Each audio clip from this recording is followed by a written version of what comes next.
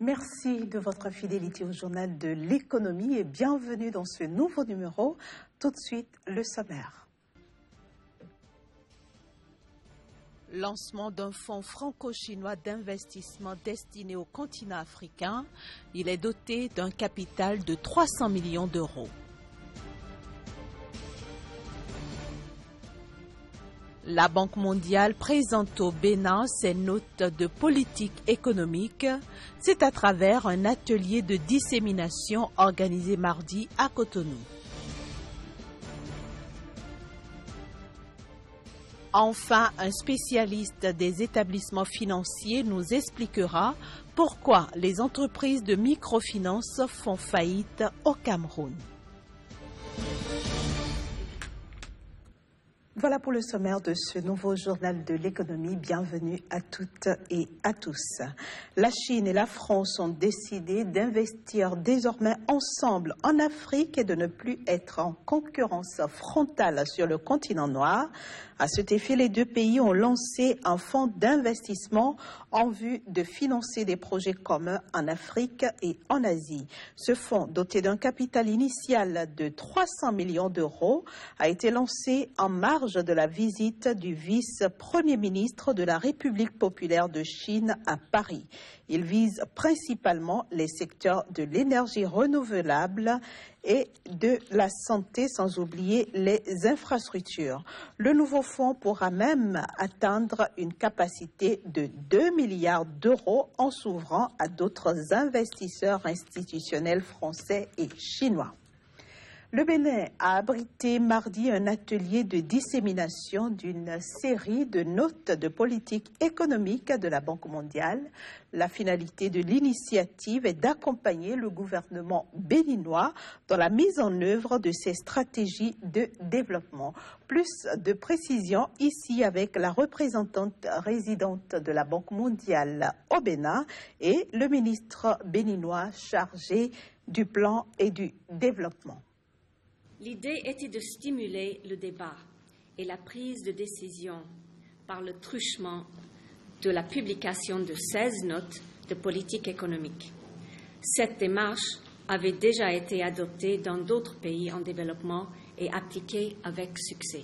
Des sujets allant du rétablissement de la stabilité macroéconomique à l'intégration nationale et régionale, en passant par des questions liées à la situation de la pauvreté, à la gestion de l'administration publique, à l'accès à l'énergie et à l'eau potable, ou encore à l'amélioration de la productivité dans le secteur agricole.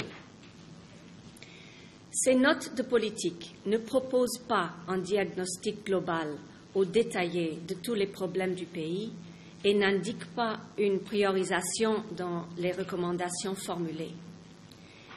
Mais elles proposent des éléments de réflexion pour documenter les analyses en cours en vue d'aider le gouvernement à mieux exploiter les forces du pays et à remédier à ses faiblesses. Nous allons pouvoir donc échanger sur les défis identifiés dans la série des notes de politique du groupe de la Banque et engager le processus d'appropriation des recommandations par nos services, par nos différentes directions dans l'administration publique béninoise. Comment accroître la survie des entreprises locales au Sénégal? Pour répondre à cette question, le pays a créé un bureau de mise à niveau des entreprises, lequel bureau aide justement les entreprises nationales à améliorer leur compétitivité. Notre correspondant à Dakar, Tchèque Berthe, a suivi pour nous le processus d'assistance d'un promoteur d'hôtel venu donc solliciter l'accompagnement de ce bureau. Il aura fallu des jours de labeur. Voici venue la séance de débriefing. Les consultants du bureau de mise à niveau présentent leurs rapports sur les axes de diagnostic d'un hôtel. Tout se passe en présence du promoteur. Les experts présentent leurs recommandations sur le diagnostic technique de l'hôtel. Sans consommer en plus. Et en plus, cela améliore les performances de la climatisation.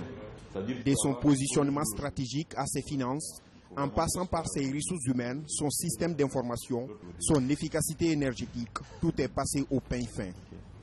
Le but ici est d'échanger avec les promoteurs sur les orientations à retenir. Là, on a une entreprise qui a déjà un projet en tête, qui a déjà son projet, son business plan, et elle vient chercher au bureau de mise à niveau une valeur ajoutée. Je m'explique, elle a un projet de rénovation, mais en venant au bureau de mise à niveau, elle va d'abord apprendre de l'expérience du BMN qui a accompagné plusieurs groupes hôteliers. Donc on va pouvoir lui donner des indications sur des erreurs à ne pas faire. On va pouvoir également ajuster à la marge son projet d'investissement pour qu'elle puisse faire des économies d'énergie et réduire ses charges d'exploitation, qu'elle puisse prendre en compte les exigences environnementales, qu'elle puisse prendre en compte les aspects liés à la comptabilité analytique, au système d'information. Les promoteurs du complexe apprécient la science au cours de laquelle il a bénéficié des conseils des experts, un apport essentiel qui va davantage sécuriser son investissement. C'est un apport très très important. Comme je l'ai souligné tout à l'heure, nous avions déjà fait l'objet d'accompagnement il y a à peu près 15 ans. Donc c'est un apport quand même qui est assez consistant et nous apprécions beaucoup la collaboration du bureau de mise à niveau. Les bureaux de mise à niveau a pour objectif d'accompagner les entreprises sénégalaises pour améliorer leur compétitivité. Toute entreprise désireuse peut bénéficier de son accompagnement. Il suffit de formuler une demande d'adhésion au programme de mise à niveau, avoir 2 ans d'existence, présenter des états financiers certifiés et évoluer dans l'un des secteurs de la production, de la transformation ou des services. Intéressons-nous maintenant aux entreprises de microfinance du Cameroun. Nombre d'entre elles ont bien du mal à tenir bon après leur création. Pourquoi cet état de choses? Réponse avec un spécialiste des établissements financiers. Il est interrogé par notre correspondant à Douala. De manière globale, je dois dire que le secteur de la microfinance souffre de ses promoteurs. Nous avons des promoteurs qui se sont engagés dans l'activité de microfinance comme s'ils allaient faire des affaires ordinaires. C'est-à-dire que la microfinance est une activité, la microfinance est un métier spécifique, très réglementé.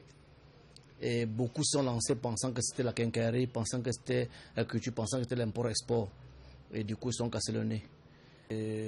Par exemple, si vous observez depuis une dizaine d'années, plus de 70% des structures de microfinance qui font faillite ou bien qui ont des difficultés, ce sont des établissements de microfinance qui sont promus par des anciens banquiers, d'une part, et d'autre part par des hommes d'affaires entre guillemets, qui pour eux, l'essentiel pour eux était de mobiliser l'épargne des clients pour pouvoir faire leurs affaires personnelles et ne pas respecter les normes minimales de gestion.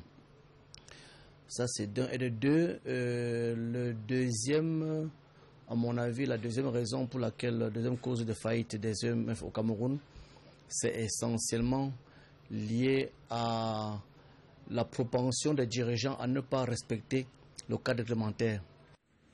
Direction maintenant le Gabon pour nous intéresser aux PME et PMI. Ce sera juste après la transition avec notre chroniqueur Casimir Pédia.